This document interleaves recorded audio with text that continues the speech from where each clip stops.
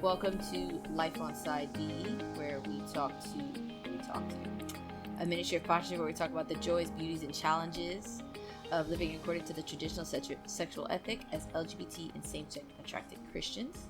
I'm Ashley. Sarah's with us today, and we want to welcome our guests, Aaron and Liz. Hey, good morning. Good morning. It is morning. We haven't done a morning recording in a long time. No. You're welcome for this gift. Oh, no, it's fine. It's just usually when schedules collide, basically how we do things. True.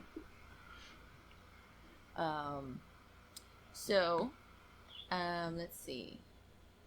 I would say today, if Aaron and Liz, if you guys want to kind of introduce yourselves a little bit, like you talk to us about who you guys are and a little bit about yourselves to start, because me and Sarah have talked about ourselves several times already. So Okay. I'm Aaron, and by occupation, I'm a licensed school counselor and a licensed mental health counselor. So I'm a school counselor and also a therapist. And I work here in Indianapolis in one of the public schools as a school counselor by day. And then in the evening, I run a group here in Indy for other Side B Christians every other week.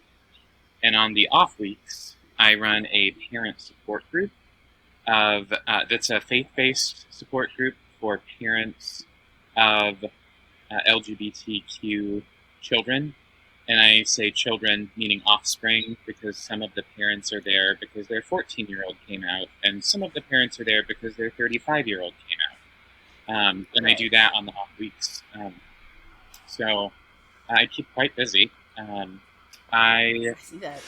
This is an important topic and conversation for us, this reconciliation of faith and stewarding our sexuality. It's important to me because it's a part of my story. I mean, I knew when I was 5 that I was different because we went on, I remember in kindergarten, we went on a field trip to a doctor's office, and this was in the 80s because I'm a little older. And when we came back, the doctor's office had given different hats, and I wanted the nurse's hat, not the doctor's hat, because the nurse's hat matched my shoes and went with my outfit, and the doctor's hat sure didn't. And I remember my teacher saying, "You can't have that because you're a boy," and that just kind of set a trajectory for already feeling a little bit different. I have 2 brothers, and neither of them are gay. So I officially came out to myself when I was in junior high, but I officially came out to other people when I was 19. And then at that point, I was in college, came out to my parents in my mid-20s. I was about 24, I think. And I think we'll get into this a little bit, but our relationship, my relationship with Liz, is strange. And we are in August celebrating our 15-year anniversary. So I have appreciated the Side B language because we've been living Side B life without the language. And it just has felt in the past 4 years, as we've learned this language, it has just felt like being known and being seen, and it just feels good. So we also have, well, I'll let you talk about our children. I was getting ready to do that, but I feel like I talked about everything. So I'm going to let her talk now. And yes, we have children that Liz is going to introduce you to. Yes. So I'm Liz, and I don't like labels. I do identify as lesbian, but I am still like kind of navigating what that means exactly for me and my life. And it feels kind of weird doing that at 36. Still like in that space of figuring all that out, because I kind of assumed growing up that by the time you're 30, you have life figured out, and I do not at all. So, yeah, that's been an interesting journey. We do have 2 kids. They are 10 and 12. Ben is 12. He's going to be in 7th grade, and Woody is 10. He's going to be in 5th grade. So I have spent the past decade raising them, and have been kind of also on a similar journey trying to figure out who to be when I grow up. So right now I work at Trader Joe's over the next 2 years. And it's great now because it's super flexible. I get a great discount, but it's not my lifelong dream. So we'll see what comes next. But that's really where I am right now. Solid. Can you tell us a little bit about how the 2 of you met? Yes. So I'll start with that and then let her fill in the blanks because, here, I'll bring it closer so you can hear me. So in college, I had come out. I was involved in a campus ministry and in a Bible study. And when I was 19, I came out to that Bible study. And that was the first time that I had come out and been honest about who I was, and with other men, and was just welcomed, and people were like, I don't care. I mean, thanks for telling me, but we love you. I'd never experienced that. So some of those friends, or those men, now 20 years later, are still some of my closest friends. I shared that because I had some relationships with other men as I was in college, as I was trying to figure out the reconciling of my faith and my sexual orientation. And after I gave my heart to this one particular man, and that ended with a lot of pain and heartache for me, I just cut off, had such an intense, crying out to God, and I was just sharing, my anger and my bitterness and frustration with having all of these feelings for men, and just going dead end after dead end, and just being so hurt, and I was just done. I was sick of being hurt all the time, feeling used. So I didn't have terms like celibacy that were at the forefront of my mind, like the side B conversation is, and I wish that I'd had that. The best that I knew was that I hated my sexuality enough that I was I'm done with sex. I'm done with this. But I still, I was an education major at the time, love working with kids. I'm very gifted at it. And I still had this burning desire to be a father. Didn't know how that was supposed to work, other than find a woman, get married, have sex, and procreate. That's what I know. Doesn't feel right, feels weird, I don't understand it, but that's the only way I know how to have children. I should also say I grew up in a very, very, very, very tiny town. In the whole county. My high school was the only one in the whole county, and it had 300 people. Very small. Oh, wow. So I had a very narrow lens of the world. And anyway, you can imagine all the bullying and everything. If you've seen any movies or read any documentaries or books about LGBT people getting mercilessly bullied, suicide attempts, that, it's reading my life. So this was also some of the trauma that I was I don't know what to do with all of this, but I still wanted to be a father. So I prayed, and I told God, I made a bargain with God, that I was done with relationships, done with sex. However, if he ever wanted me to get married to a woman, I have no idea what that's going to look like. But here's what must happen so that Aaron Munson will know the signs that this is what God wants. So this is what you need to do, God. A woman needs to pursue me and ask me out. And on the first date, I'm going to tell that woman, I'm gay. And if their immediate response, without hesitation, is, I don't care, I will know that I'm supposed to marry that woman. 4 women later, Liz asked me out on the first date in a Starbucks. I was like, hey, I'm gay. And she was like, I don't care. And after I like picked myself up off the floor because I was like, this really happened, that started like a relationship like that. It was awkward at first, and a month into it, hopefully she'll share some of this in more detail, but a month into that relationship, I met her ex-girlfriend. So it was kind of like I said I was gay. A month later, she was like, hey, me too. And I'll let her keep going after that. Did you answer the question? Yeah, she said, how did we meet? Did you tell her that we were in a Bible study? I did not. You can tell that part. I'll answer the actual question. We met at a campus Bible study at Butler it was through Crusade. And we were just meeting in the summer off campus, people who were like hanging around for the summer in the area. And I was kind of in a similar position where I knew that I wanted to have a family, and I knew that the way to do that was to get married at the time. I mean, this was back in the early 2000s, so it was like my worldview also did not have many other options. Like, I feel like if I was 18 today, you know, it would maybe look a little bit different. But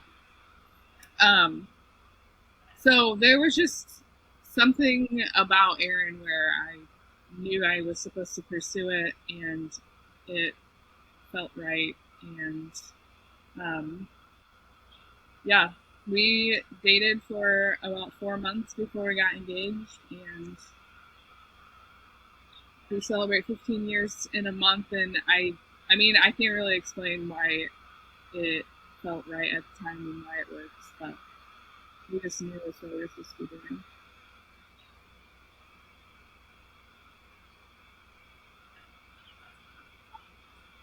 That's awesome. I love this. I love that conversation began your literal first date. That it's something that y'all... Yeah, you're like, let's get this. Yep. And it sounds like you've been wrestling with it the entirety of your relationship. And that's really cool. Mm-hmm. Yeah. Yeah. And I think, I think that's one of, as I was mentioning before, like, we have been very open with other people. Like, my family knows, and so therefore, as you can imagine, like, strained relationships with my brothers because they're super conservative. My dad, like, he doesn't understand, but I mean, he's also loving. Her family is a different story. Like, her sister and brother-in-law, like, supportive and great. Her parents, like, we just can't talk about it. We don't bring it up because they literally will change the subject or just leave the room. It's uncomfortable for them. But so we've been on this journey for our entire relationship. And at the time, the only thing that we ever knew was ex-gay language and using terms like same-sex attracted instead of gay because it's an identity, et cetera, and praying the gay away and reparative therapy. Like, all of these things were just a part of our own experiences, but it never really fit. And we tried really hard to be good Christians and model what we'd seen and then to the world. And then when the door was closed, we would have conversations where it's like, this feels bad. It feels wrong. And also, can we please just, like, watch a movie and talk about how hot some of these guys are? Like, it's like being married to your gay best friend, you know? We didn't have the language until about 4 years ago when we learned about Revoice. And that just opened up a whole new element that just felt, it was like getting into a pool on like the hottest of summer days. Like it's just refreshing and it feels good. So now we have language that's healthier and better and more accurate to describe our own experience. And so I feel like for us, the past like 4 to 7 years have been, I would say, the best in our relationship, because we also worked through some of our own individual stuff through a program that we'd gone through and then started leading about like healthy relationships. But then having this other language to describe what's going on inside of us and expressing love from God towards another person has been really healing. I mean, reading some of the books like Single Gay Christian, like that felt so good when Greg Coles was like, here's why I use the term gay instead of same-sex attracted. And I'm like, yes. It just, it feels good. Feels right. Yeah, feels right. Well, in that, I think that brings up like a lot of interesting stuff. Like, do you think that there are any strengths or disadvantages being married to another queer person as opposed to like what we usually think of as a mixed orientation marriage, in like my case of like a queer person and a straight person? Yeah. I've never been married to a straight person, so I can't compare it. Right. Yeah. I will say, I feel like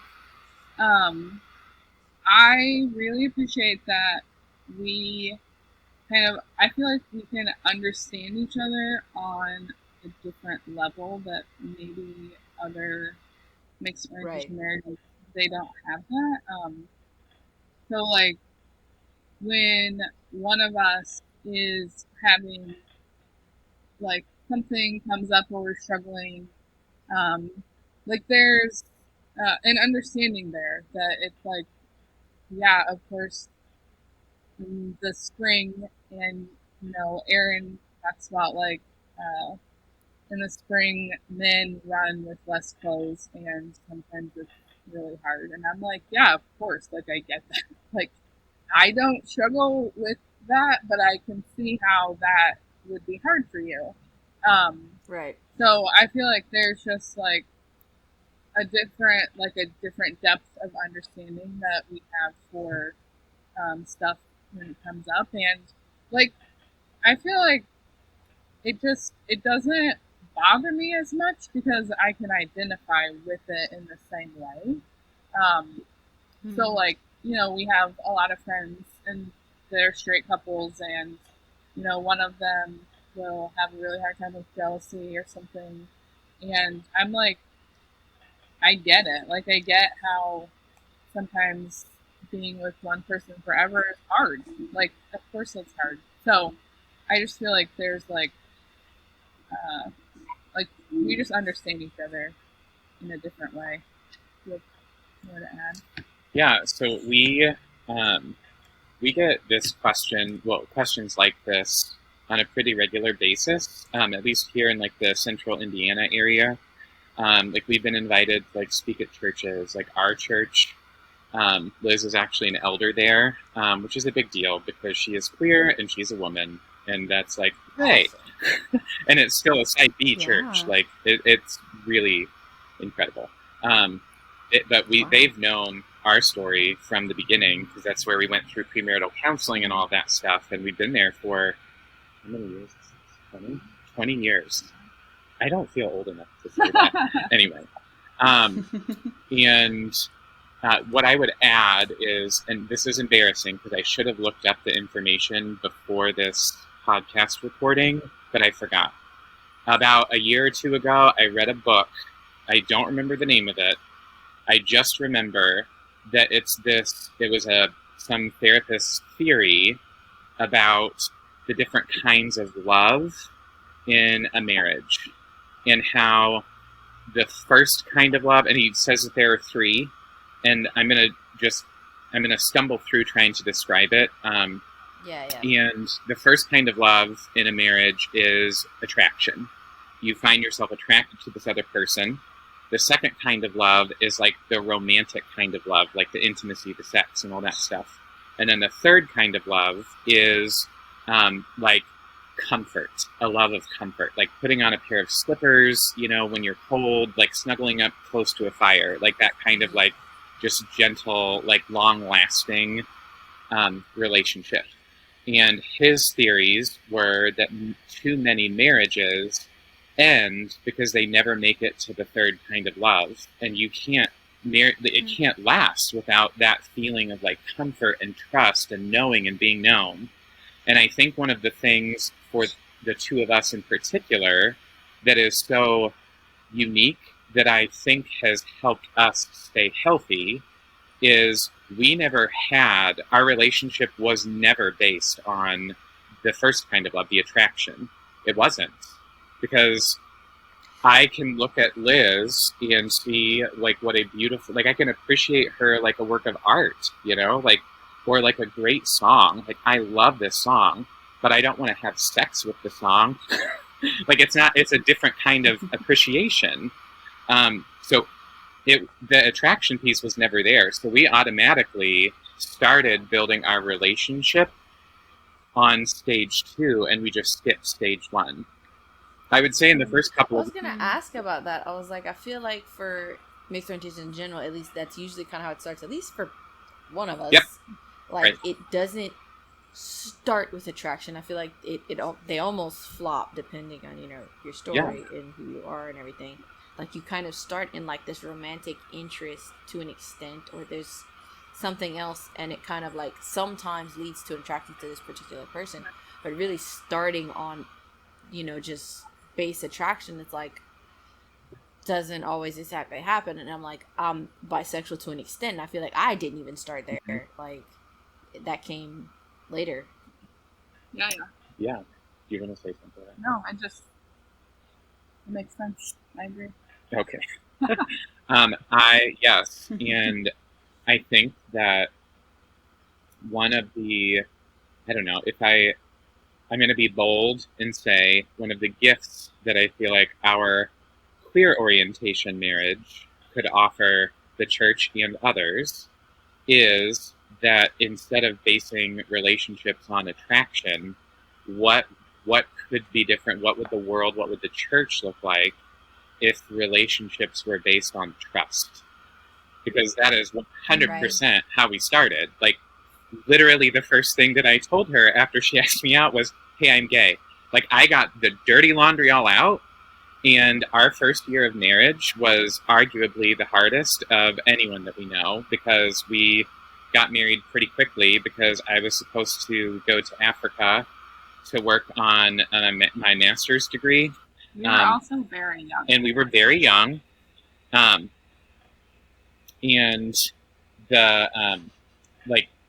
the time frame was either, like, we'd started dating, either we're going to get married first and you're coming with me to Africa, or you're going to be here for a year by yourself and, you know, see you when I get back. So we decided to get married. And then Africa, we got there, and it was a whole other story. It was a big mess. There was a lot of danger, some civil unrest, and we had to come home. And so we were jobless because I'd quit my job in teaching, and it was already October or September at this point. So schools had already hired. So we were jobless. We were homeless. We spent our first 2 months of marriage just living out of a suitcase with no place to lay our head. Plus, we're queer. Lots of stress, lots of anger, fighting, all of that stuff. And it was hard. And I feel like because we'd started immediately with trust, it opened the door to complete vulnerability in the worst circumstances.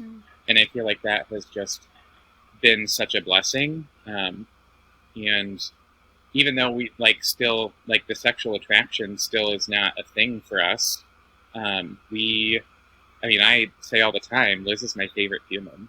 Like, she's the perfect combination of sassy and gentle and kind, and she's so wise. Anyway. Do you want to talk, Sam? No. I already talked. Okay.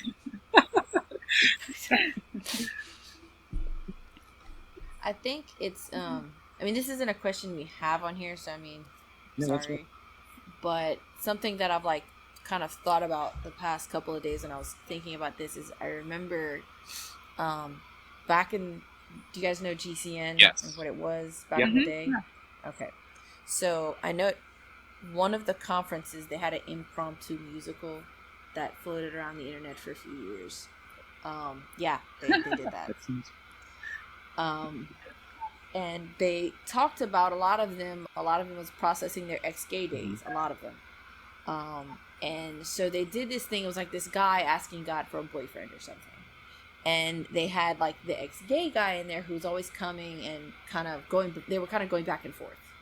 And the guy said that like, he's like, well, I'm married to a woman, I'm not celibate, and this, that, and the other thing. And he says, yeah, you're married to a lesbian, that sounds hot. Like, I feel like in the ex-gay days, that was almost like, for some odd reason, people thought it's like, well, this is perfect. You both got over your thing, and now you're together, and this works. And a lot of times, I feel like those marriages fell apart because they were based in something else, this other hope, this other thing. Like, I was wondering if you guys could talk on probably the same reasons, like you mentioned before, but why you think it works for you guys, where many other people have tried the exact same thing for different reasons and it didn't work very well. I mean, pretending that your attractions have gone away does not seem like it would work out well in the end. So I think going along with the whole idea of being honest with each other, but then honest with ourselves too. I started working at Trader Joe's 2 years ago, and for some reason at my store, there are like 15 lesbians and 0 gay men. And I'm like, what is God doing to me? Like, what are you doing? And I mean, a lot of them are in committed relationships, and it's not that I like go into work and I'm like all of a sudden in the struggle. It's just that like it is in my face in a new way that it had not been before. And it really brought up a lot of things where I was like, I have to work through this within myself so that I can be in a good place at work, because I don't want to like, I don't want to come off as like guarded because I'm trying to like protect myself. Like, I want to be, you know, my true person around all of my coworkers and not have to like feel weird. So I really had to do a lot of work, and I have to be honest with Aaron when I'm like, you know, this girl is trying to hit on me, and like in my mind I'm like, well, this is kind of fun, but like in my heart I'm like, this is not a good place to be. So just being honest, and like when things like that happen and I need to process, I don't just process it with myself, I also bring it up with Aaron, and I'm like, this is what happened, this is how I felt about it. I have to go back to work with this person tomorrow, or, you know, next week. Like, it's just in my life every day, it's in my face. So I'm just kind of forced to like deal with it. And it isn't easy. I mean, there are days where I'm like, I don't want to talk about it today. I don't want to think about it. But like, for like the big picture of our relationship, it's always better to be able to get to that point internally where you're like, all right, I gotta work through this and be able to be in a good place so we can kind of move on. Yeah, I think that the question was, about what.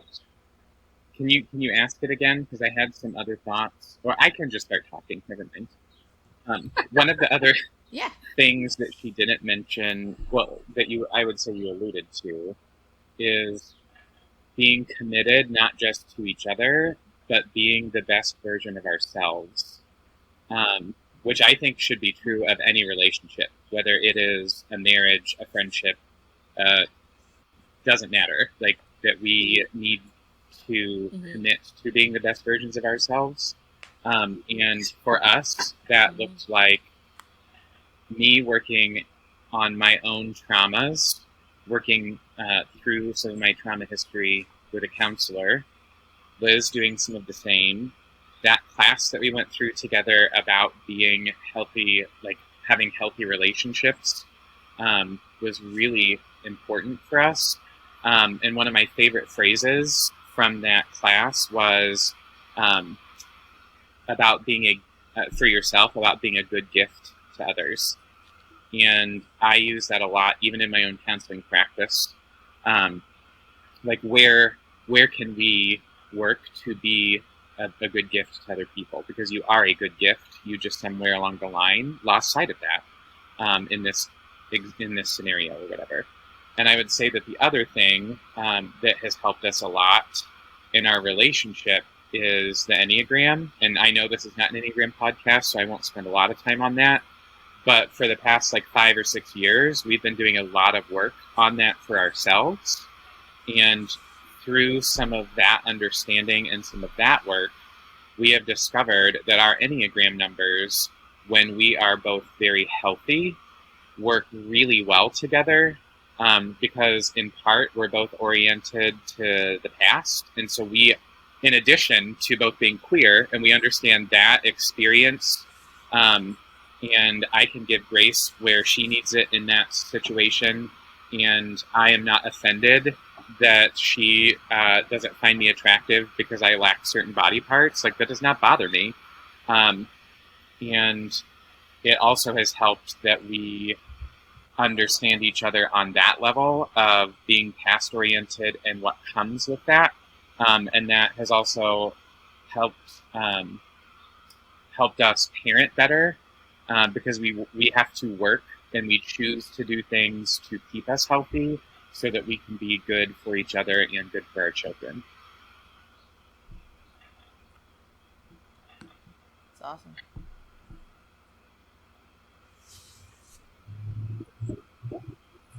There's so many different threads that y'all have named that I want to pull on, and I can't decide which one to go with. Yeah, I know. But what was yeah. Can you tell us a little bit more about your church and your faith community and what it's looked like navigating that as a couple and a queer couple, and being very open about that with your church community? Yeah, and what is that? You're the elder. I'm going to let you go first.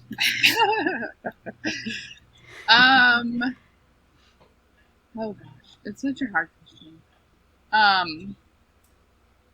Our faith community has definitely evolved over the years. It took us a very long time to find people and couples who were not, I guess, weirded out by our relationship. A lot of people tried really hard to not be bothered by it, but it took us a really long time to find people who were genuinely not bothered by who we are as people. Which, after a while, it gets a little discouraging, because you're like, am I doing something wrong? Or, should we try something else? But we have found amazing people who, they're good people, and they're good for our relationship. And we found a couple friends where, we enjoy everyone. It's not just one or the other, because that can be tricky sometimes. And our church has come a really long way in the 20 years that we have been there. they have navigated the women in ministry conversation. The women were not allowed in ministry when we first started going there, so I would not have been able to be an elder until maybe, has it been 5? It's probably been more than that, maybe like 8 or 10 years. They started allowing women to be elders and pastors. And I think they're moving along a little bit slower with the LGBT conversation, but they are open to it. They're open to having the conversation, which in my mind at this point in the Midwest, I feel like is a good enough place for me. Because sometimes I see churches in other locations around the country, and I'm like, man, I wish we were already there. But I have to remind myself, like, we're in the middle of Indiana, and it's okay that this is where we are right now. So we had Bill Hinson came a couple of years ago and did Posture Shift, and I think that really helped the church give language to a lot of things, because a lot of times it's not just that like people disagree on a topic, it's that nobody has language for how to communicate where they are with it. So having Bill come in and really like talk through the like ins and outs of, you know, not only like where you stand as a church, but how to communicate that and how to like navigate that, it was super helpful. So I don't know what else to add, but I feel like we're moving in a good direction, and I feel hopeful. So yeah, what do you think? Yeah, I would also like. I don't want to paint this picture for anybody who is listening, who happens to be side B, whether you are celibate, whether you are in a mixed orientation marriage, queer orientation marriage. To me, it doesn't matter. It is not easy.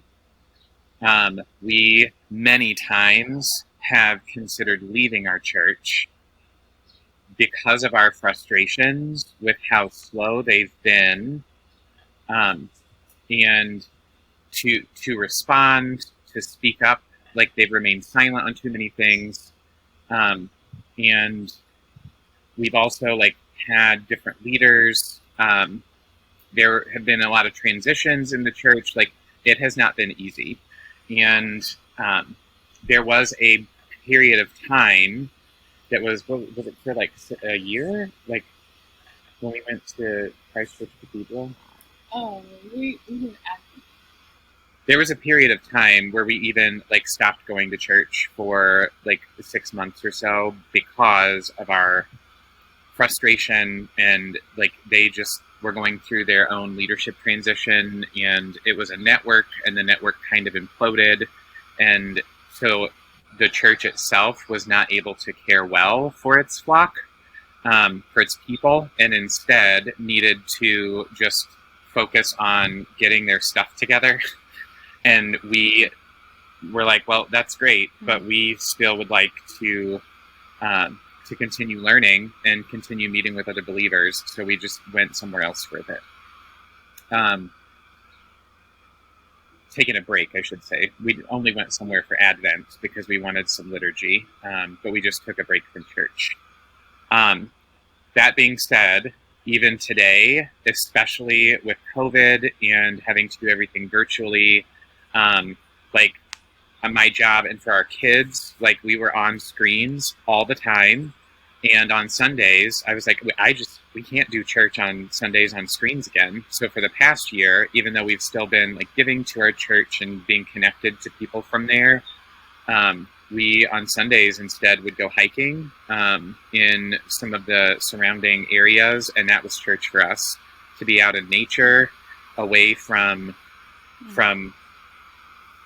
being stuck at home, and just having some peace and quiet. And so I think that it's important for people to hear that it has not been easy.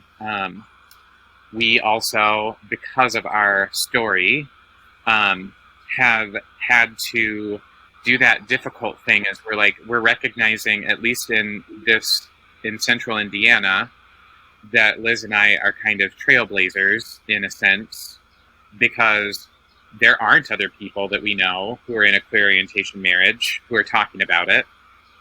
And the church recognizes that. So we have also had to do the difficult work of teaching our church how to respond to LGBTQ people in healthy ways. And sometimes that feels exhausting. Like, I'm an LGBTQ person teaching straight people how to respond to LGBTQ people. Like, I just, it shouldn't be this way. So it's tiring. So all of that to say, our church where we are and have been, except for that 6-month window, our church has been willing, and they have apologized when there has been hurt and pain, and were willing to stick with us in that. And we were doing the same. So I feel like our relationship with our church is a lot like a friendship or any other kind of relationship, where I've had to apologize to some of the leaders when I overreacted because they were too small-minded in certain situations, and vice versa, and staying committed to each other. In my prayer time, I continue to come back to this verse. It's Zechariah 4:10. And it says, "Do not despise these small beginnings, for the Lord rejoices to see the work begin, to see the plumb line." And I have to remind myself of that a lot. This is a small beginning, and my hope is that as we're bringing up the next generation, our church is going to, it's going to be a non-issue because we are doing hard work now, and we can't change the church from the outside. It needs to be changed by people from the inside. So I'll stop with that. Right. No, it was great.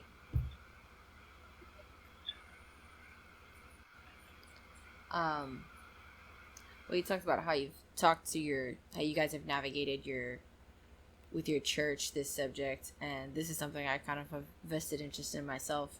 But Sarah had brought up the question, like, how have you guys navigated this conversation, or how do you plan to, with your children? Because I remember last year when Josh had an episode with Lori Krieg, and I love a lot of stuff that Lori says, but she doesn't use, for personal reasons, LGBT language for herself, and her reasons are some that I totally understand for her, and that's great. But one of the things she brought up was that she felt like if she used gay or lesbian language, it would confuse her kids.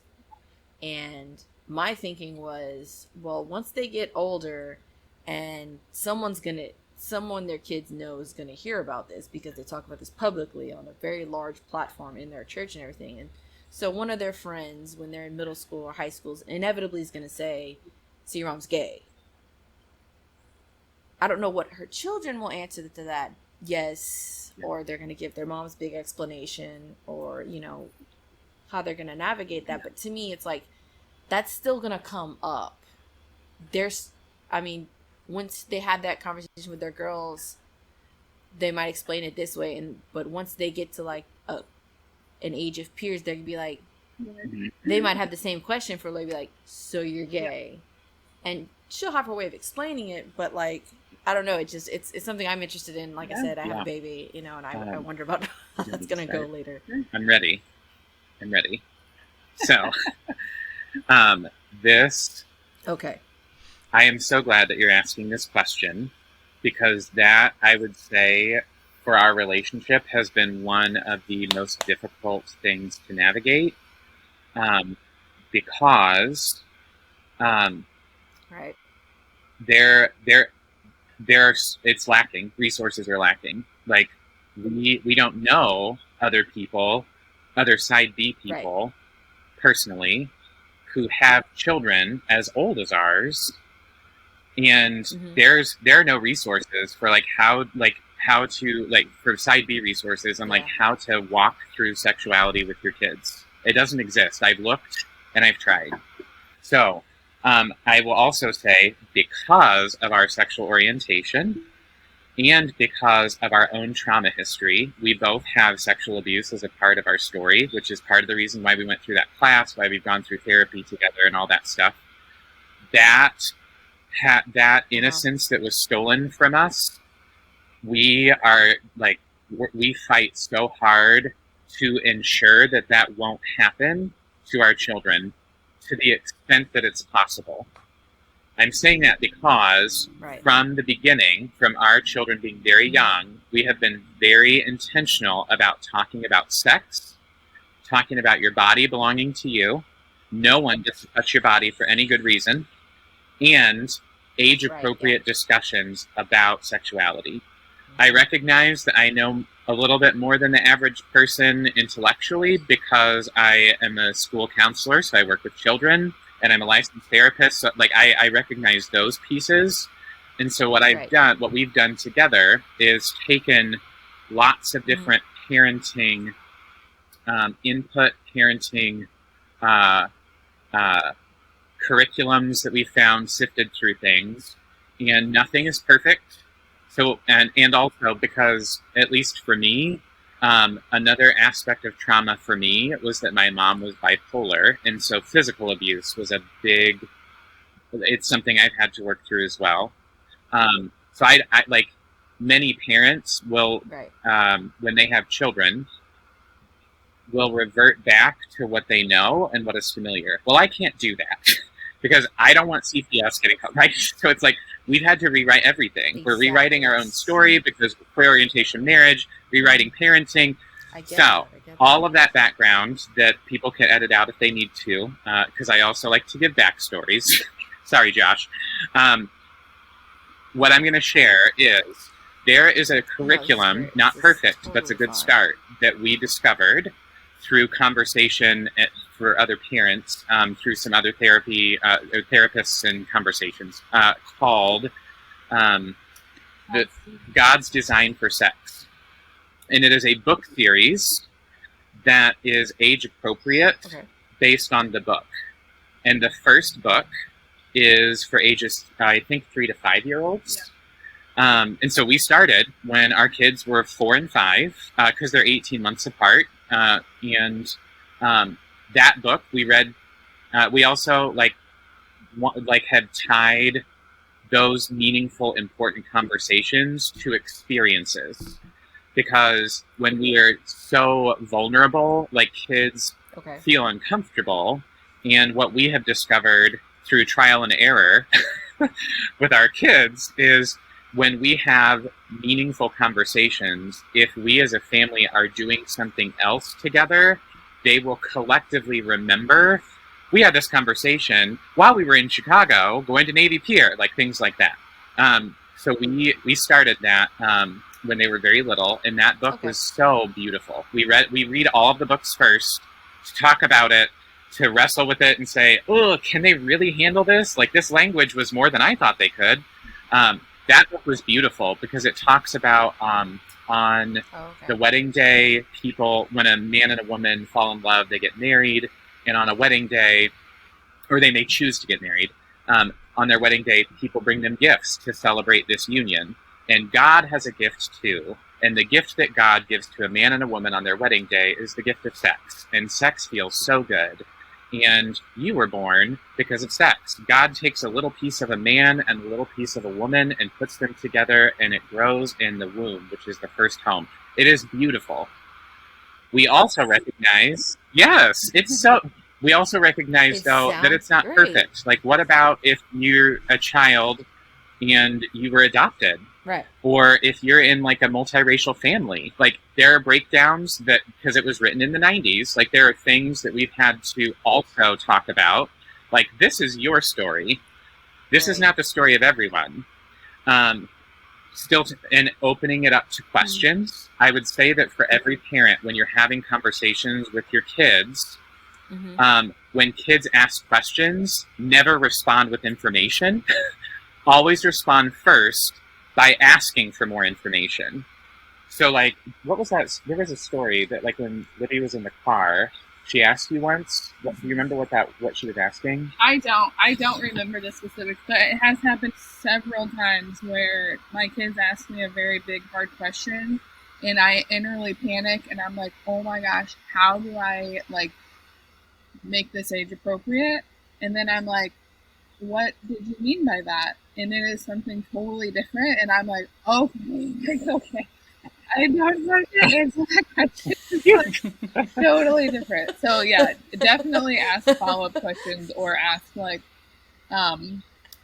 even asking what they think about what their question, the answer to what their question might be, helps give space for like what they're actually asking, because their level is so different from ours that they're not where we are. And a lot of times, like, I remember so vividly when we first read this book to our kids when they were 4 and 5, I was so paranoid that they were going to be like asking all these questions about sex and how it works and how do you do it, and they did not care about any of that. They were like fascinated by the fact that their belly button was where their umbilical cord was, because they like talked about that later in the book, about like when you were born, like you got life from your mom from the umbilical cord, and that's why you have a belly button. And they like talked about their belly button for like hours.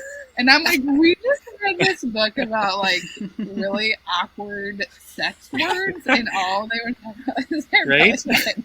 Penises and vaginas. Nope, they want to talk about belly buttons. So yeah. Yeah. So, and it happened in all the books, right? Like the language was a little bit higher than I thought they were ready for, and they would have questions that were like totally different than what I thought they would be.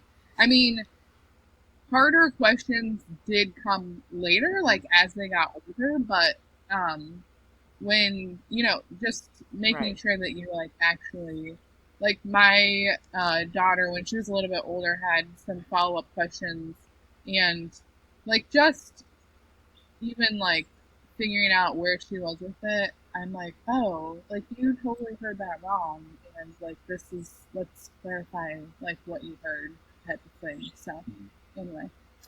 Yeah, so I would, so when, even like in school, when I have parents who are super concerned, what Liz just said is what we've, by experience and also by trade, our natural response that we've trained ourselves to is when a child says something that internally causes us to panic, rather than immediately responding with information, we say, what do you mean by that? Or what do you think?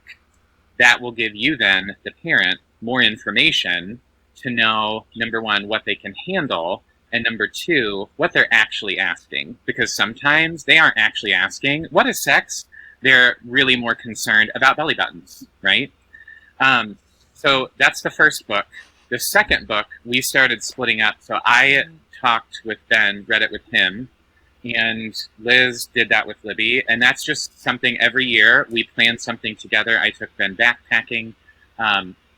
She took Libby to, like, was here since we were gone. Like, we continue to do the intentional things annually while reading these books. And then just recently, the book, it was 2 years ago when Ben was 10.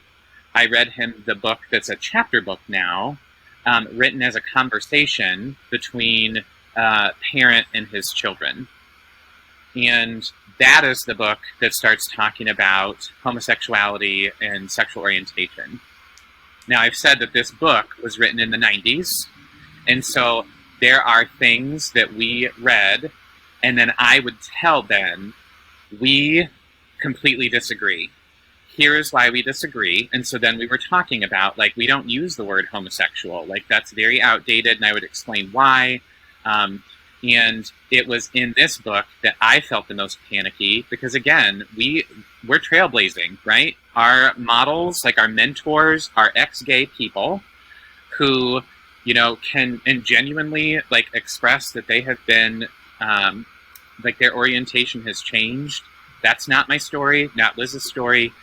We were, like, agonizing over how do we do this with our kids? Because we can't, once we share this information, we can't take it back. There is no going back. And recognizing, like, tell your kids Santa Claus doesn't exist. Right. And recognizing that we have to trust our children, who are complete human beings. We have to trust that we have parented them well enough that we have to trust their response at a 10-year-old level. And it was hard, but on this backpacking trip, Liz and I had made a plan, like, I'm going to tell Ben, here's what I'm going to tell him, and after we talked about me and Liz. And so she gave me, like, what she wanted me to share with him about her and her orientation. So we were backpacking, and I actually, after this happened, I had posted about this on the Side B Facebook group. So I read this chapter about homosexuality, share some of the things that were wrong about it, some of the things that it also didn't talk enough about celibacy. And so we continue to tell our children, if you choose to get married, you do not have to. It is a beautiful thing, and we are going to love you if you're single. We're going to love you if you're married. We're going to love you if you're gay, if you're straight. We don't care. You're our kids, and we are for you. So they're getting those messages on equal footing. In this conversation, I read that chapter, fixed some of the things that were not good, and then I said, you know, Ben, this is also my story, and it's Mommy's story. And he asked, like, what do you mean by that? And I said, well, I'm gay, and Mommy, she uses the term queer. That's what she uses the time, because she doesn't like the word lesbian, as she already mentioned. And so Ben got really, really quiet, and I internally started to panic and got very paranoid, because I'm like, here it comes. Like, I had to come out to my son, and then my son at 10 is going to disown me, and, like, oh, what's going to happen? So he gets really quiet, and I said, Ben, are you okay? Is there anything you want to say? And he looks up, and he said, will you still love me if I'm not gay? And I was like, yes, I will. It was just so beautiful. Since then, I remember that now. Right? It was so powerful. Also knowing, like, now that, like, we've had to kind of pass this mantle that Liz and I have to wear on to our children, and our kids now, like, they have seen people be unkind with their words towards us, because we are queer and we're open about that, and there are churches that say some hurtful things, and they hear about it, they know about it, like, they now have to, they shoulder that mantle a little, which is hard. And so that's why I'm grateful for this age-appropriate series that we use, even though it's not perfect, because it was age-appropriate, because my 12-year-old and my now 10-year-old, they can handle hard things. And we don't need to protect them from hard things forever, because they are going to need to know how to do this. Now, sharing with Libby was supposed to be Liz's job. I don't even remember the complete story, but it was not as beautiful at all. It was actually quite messy. It was an accident. It was an accident. It wasn't in the car. I was not there. It was you. Right. The kids and I were here, and our kids, I would say we're kind of moderate to progressive with our, political stance and things. And so we also, like, our kids go to a pretty progressive school. Like, they both have kids in their class that identify as transgender or gay or bisexual, pansexual. Like, this is not new to them, right? Okay. Libby had asked a question, or we had watched something, and she said, oh, it's fine. It's not like you're gay, right? And I get panicky, because it was supposed to be this beautiful thing with a book that Liz is supposed to do with Libby. And I'm like, what do I do? Because I'm going to either lie to my child, or I'm going to, like, I don't know what to do, like deer in headlights, like I'm not prepared. And so in my mind, I'm going very quickly, and I was getting ready to say, like, what do you mean by that? Like, tell me more. What do you think? But instead, Ben, and I know people who are hearing this can't see me, but Ben does this thing where he like looks at me and looks at Libby like this really back and forth, and Libby is like, what's happening, right? You're not gay, right? And then starts panicking, and I was like, actually, Libby, I am. And so is your mom. Then she starts bawling. She is crying. She's hysterical. And I was like, Ben, I need you to go to your room. Libby and I need to talk. So I call Liz. I was like, Liz, this is the worst. Libby is now crying because, and as it turns out, after we were talking and she was able to express more, she was just scared because she thought that me telling her at this moment meant that Mommy and I were getting a divorce. Right. Yeah. And then it became, well, I'm sad that you don't get to, live, if you're gay, like, you should be able to be with a man. Mommy should be able to be with a woman. And helping her understand, like, these things are true, except for our faith. And since then, even though that was the worst possible way to come out to a child, since then, Libby and I specifically have had really good conversations that she has started and would say, Daddy, I have things I need to talk to you about.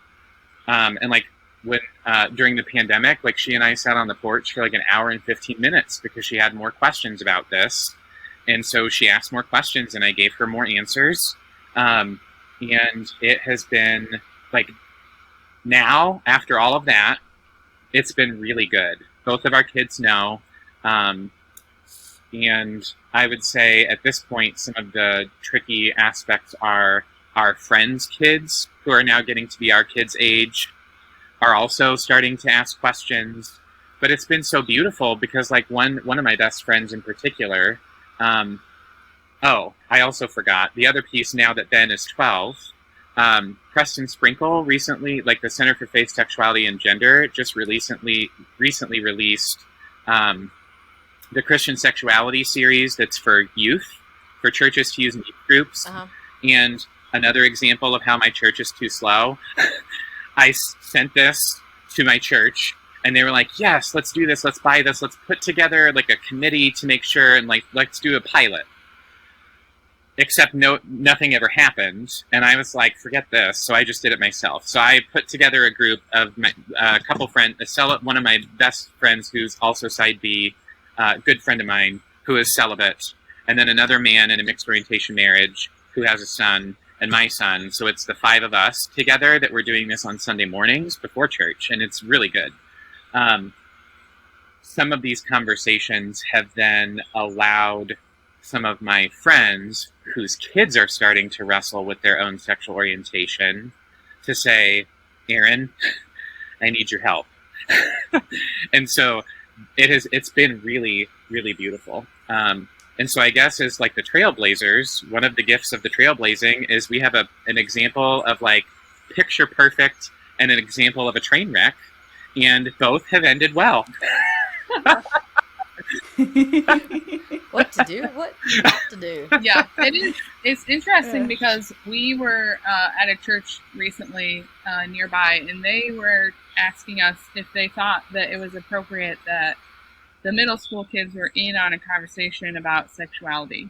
And I'm like, yes, they're like, middle schoolers are already talking about this. So, like, it's not going to be new information, and it is better if it is coming from the church than if it's coming from their peers. So, like, with our kids, I would rather them have language from me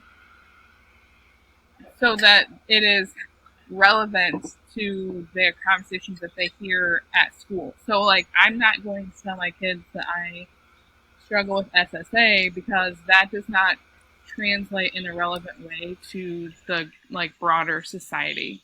So like, I mean, our kids are going into 5th and 7th grade, and it is already language that they are so familiar with. Like, Ben is part of LGBT like group at school. Like, he has GSA club, whatever. Yeah, like he has friends that have already started talking about this. Like, if I was putting language in his world that like he thought these things are two separate ideas, like that doesn't feel like it serves my kids well as they grow up, because like this the youth that are growing up now are just so much more open with who they are and their story, and like being willing to talk about it. Like I can't imagine like limiting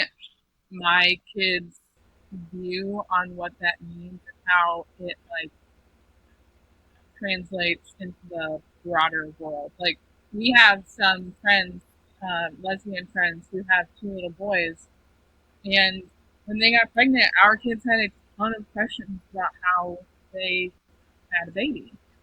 Because they're like, we know from the conversations that we have that you have to have part of a man and part of a woman. And now, like, these are two women. How does that work? So it's like having conversations with them, like being straightforward and being honest and being like, you know, this is what they had to do. Like, it seems like that is going to serve them better as they get older than trying to, like, shelter them in some way to try and, you know, make the conversation easier, I guess. I don't know. Does that make sense? Yeah. No, it totally does. I think the thing that I really admire about the two of you as I've listened to you talk is the intentionality and the thought that you have put into so many different aspects of your relationship, and that even as you were trailblazing, you're recognizing that that's what you're doing and like giving yourself grace that it's hard and new and you don't have the like resources support that would be ideal, but also are doing a lot of work so that you're trailblazing well and so that you're caring for the people that you're in community with and caring for each other well. And that's really cool too. Yeah. It isn't always easy, but we're doing our best. Yeah. We're almost at time. I think I would love to hear, as a single person, what gifts you think you all, or like what you would like for the single side B people in your life to know, or something about your marriage or being side B that is a gift to those of us that are single.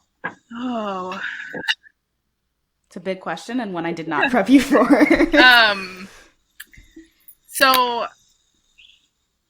I might have more to say in a minute, but off the top of my head, I feel like I just always want single people to know that being married is not always easy or fun. And it does not answer any hard questions that you might have about yourself. I mean, obviously there are good things and there are benefits, but I think especially growing up in the church in the era that I did, we just so often heard the message that marriage was kind of the pinnacle to life. Like once you got there, you've like reached the summit and everything is just going to be like hunky-dory after that. And I'm here to tell you that 15 years into marriage, that is absolutely not the answer or the case. So, like I acknowledge there are beautiful things about our marriage, but it's just not like, it's not going to answer any amazing life questions that you think you might have or that might be answered by a committed relationship that you think maybe you should be in. So, do you have more to add? Yeah, so something that we haven't necessarily talked about yet that I want to make sure that I say is one of the other things that I feel like has kept our marriage healthy is that from the very beginning, because of how honest we were about our own experiences in the world and our own orientation, we, from the beginning, knew that we could not be all things for each other. And this whole, like, this whole cocooning of Christian marriages, it's like Liz was talking about, like, marriage is like elevated to like an idol status, and it's like the pinnacle of the Christian experience, and that is just absolutely asinine. And it's super unhealthy, especially for me as a gay man, and Liz as a lesbian woman. We need healthy same-sex friendships that are deep-rooted, long-lasting, to keep us healthy for each other too. And as Liz was sharing earlier in this recording, we've had to work really hard to find that, and we finally have found that with the friends that we have that now, like, we've been good friends for years. And honestly, some of like our spiritual community, I would point to that more than I would like a house church or a small group from our church, because that's where like real life is happening. And some like one of my best friends who was in a mixed orientation marriage recently got divorced, and walking with him for the past 4 years through that has been so hard, and also has helped unearth the unhealthiness of our society when it comes to marriage, and people feeling isolated and alone, and individuals being unwilling to work on themselves to be that good gift for the other person, so they don't have friends outside of their marriage. Like it won't last. How can it? Because we can't be all things for each other. I love Liz, but she can't do that for me. And so I would say that were you going to say something? Oh, I was just going to say, along with that, along with the cocooning idea that married people kind of find themselves in, I think a lot of times it's hard for single people to break into that and be friends with married people. But I want to encourage single people to continue to pursue married people in relationship until you find people that are willing to actually be in community with you. Because I think that single people bring a ton of amazing things that married people need, but a lot of times it's hard to kind of find people who, like, willing individuals to make that work, and it can be discouraging sometimes. So if you are single and if you are looking for married people to be in relationships with, like, don't give up on that idea and that hope. There are people out there that want to be in your community, and it might take time to find that, but like, if that's really what you're looking for, don't stop looking. Yeah, so I think that yes, what Liz said, and I think that a mark of maturity is for single people to acknowledge and recognize the difficulties of being married and the amount of energy that takes, and then adding kids on top of that it takes a lot of energy. For single people to not take that personally. And I think that it is a mark of maturity for married people to recognize how much energy it takes to be married, and adding kids on top of that, and to not use that as an excuse every time. Because it can be very easy, as Liz was saying, it can be very easy to say, I can't do this because I'm tired, because I just did all this with my kids. And it's for each of us to be in healthy relationship with each other, to call out, name, bless, and celebrate the wonderful gift that being married brings to the community, and the wonderful gift that being celibate and single brings to the community, and doing that together. It's absolutely critical. Yeah. And for married people, stop using your single people as your babysitter all the time. Yes, do it sometimes. Yes, not all the time. That's absurd, because single people want to also hang out with adults. I say that tongue in cheek, but I'm actually quite serious. Yeah.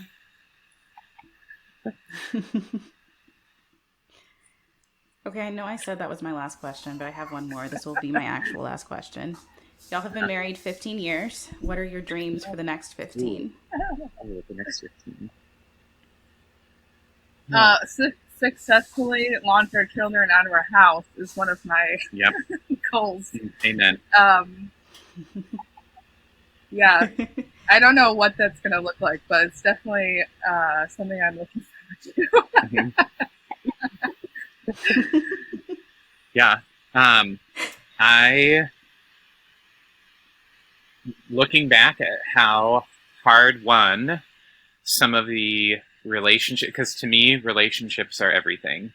So continuing to have depth in my relationship with Liz, whether that means more Enneagram work or more counseling, whatever it is, I'm willing to do that because of my costly obedience and how much I love her.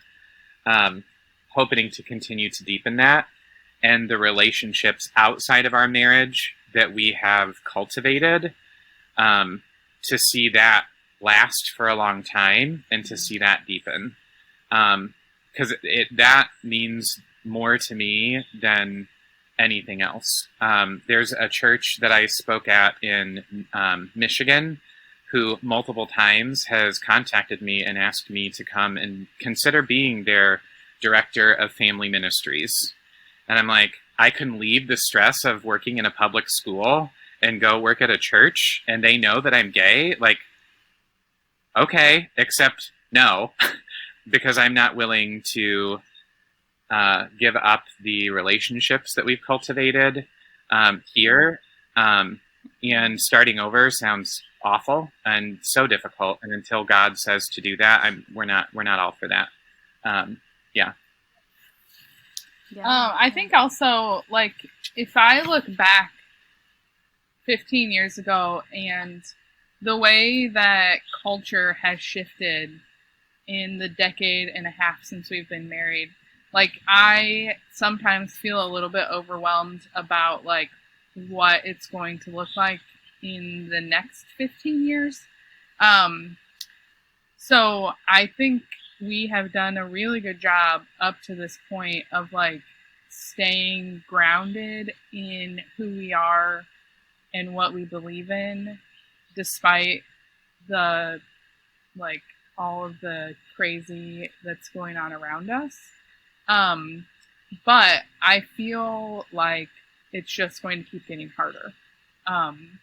Like, the way that culture and society are moving, it is not going to make it easier for side B Christians to, like, remain strong in their convictions, which it's not necessarily a good or a bad thing. I think it's just a truth that I need to acknowledge so that I can move forward in an intentional way. So I think that being aware of that and like, just knowing, you know, the way culture is moving and what that might mean for our relationship and steps that we need to take within our marriage to stay true to ourselves and stay true to our convictions. I feel like that is going to be a really important aspect of our relationship over the next several years. Just because, I mean, not only being a side B Christian, but I think there's so much challenge that comes in marriages when your kids are gone and you are like, who is this person that I married? Like, are we still compatible? Are we still friends? Like, you hear all the time people after 20, 25 years, they're like, wait, what did I just do? And I don't want to be that person. And we're talking 15 years from now, so it'll be like kind of the life stage that we're in. So I want to remain intentional so that, you know, we don't end up in that place where our kids are gone and society has shifted and we're like, what in the world is happening? So staying intentional together, I think, is going to be important.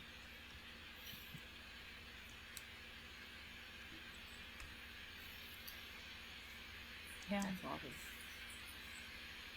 I would say, like, I always like to ask if there's like anything else that you think we didn't cover, something you want to add, because we have questions, but sometimes there's stuff that you guys wanted to say that maybe we didn't cover, anything, or any last thoughts. I don't think so. I would just say that I'm really grateful for this podcast, and just for, I'm grateful for being alive in this moment in time with the conversations that are happening. And I mean, I feel honored that we got to be a part of this conversation, because as we've mentioned, we've been on a side B journey for our life, just lacking the language. And it just feels good and honoring. And Right. yeah, I'm grateful. I feel like this podcast helps put love where love is lacking. And I think that that is what God calls us to. So that's all I have to say. Sounds good.